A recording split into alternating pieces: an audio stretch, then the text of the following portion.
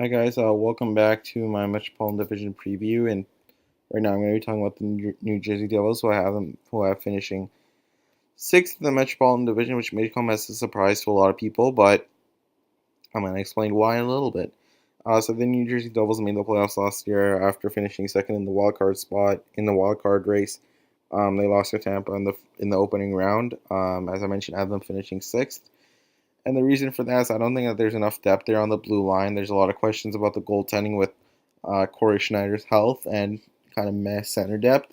I know that they're missing Marcus Johansson for a large part of the season, and he's a pretty good player, but I don't think Nico Hischier, who I think is fantastic and underrated and might contend for a Selke in a couple of years, and is a really good two-way player. Pavel Zacha and Travis Zajac and Brian Bull are good enough to contend for the playoffs. That center depth is kind of weak. I don't really like Zajac or Zacha too much. Um, so that really comes into play a lot for me. And their winger depth after Taylor Hall is kind of meh too. Like Paul Mary's nice, Johansson's nice. Other than that, it's kind of weak. There's no real drivers there. Um, Looking at their defense, it's not really good at all either, in my opinion. Sami Vatanen's okay, but I believe he's underrated when you look at his underlying numbers. But a guy like Damon Severson is severely underrated. I know he got scratched a lot of times last season, um, but they need to play him a lot, and he's underrated. So his on ice results are really good, especially for a second pairing defenseman. Will Butcher, I think, is good as well. Coming into the season as a rookie last season, he moves the puck really well, good skater. He's probably a good second pairing guy, but other than that, there's not too much there. Excuse me. They play a guy like Andy Green way too much. They need to scale back his minutes, maybe move a guy like Will Butcher up there to play with Vatanen. And the other question I have is Corey Schneider going to be ready? Can Kincaid hold the fort? And my main question are either good. I'm not sure either are because Corey Schneider is coming off a major injury, and Kincaid is probably a backup level talent. So, looking at their on ice results, they're kind of mediocre as well. So in terms of their raw possession stats, Corsi for percentage, they were at 48.72, which is 22nd in the NHL. Corsi for per 60, 47.69, which is 25th, and Corsi against per 60, 50.19, which is 15th. So they don't generate a ton of shot attempts. However, if you look at their heat map, they do focus a lot on shot quality rather than quantity. But when you're chasing the play that much, and you're not generating that much offense, and there's really nothing happening in your game, that doesn't really inspire a lot of confidence in my ability to rank them any higher than fifth. Although I do think that they'll be a good club in the future. In terms of their goals for on ice results, 2.31 goals for per 60, which is 12th in the NHL. Goals against per 60 is 2.42, which is 23rd in the NHL.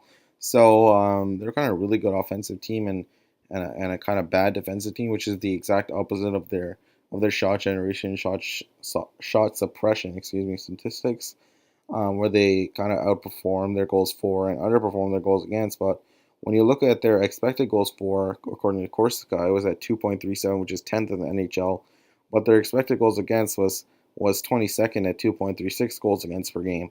So that suggests to me is that they're generating a lot of quality, high danger chances when you look at their Corsi for compared to their expected goals for, where they're not generating a ton of shot attempts, but when they do generate shot attempts, they're coming from that high danger area, the home plate area. But in terms of their goals against, they're not giving up too many, but they're coming from the wrong places. Um, Looking at their PDOs at 99.58, the average, as I mentioned, is 100. So they slightly were unlucky, but that's not too much at all. That's picking at nothing. That's just minute details. They didn't really.